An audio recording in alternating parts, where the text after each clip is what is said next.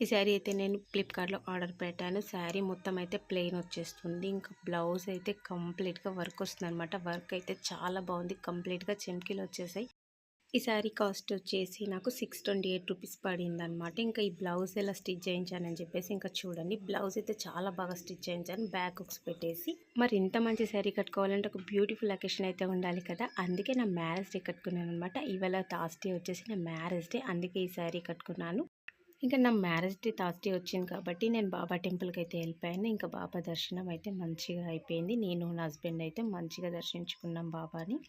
మరి ఇలా బ్లౌజ్ అంతా వర్క్ వచ్చేసి శారీ కంప్లీట్‌గా ప్లెయిన్ వచ్చేసి కాంబినేషన్ ఎలా ఉంది? బాగుంటే లైక్ చేయండి. శారీ ఎలా ఉందని చెప్పేసి నాకు కామెంట్ చేయండి.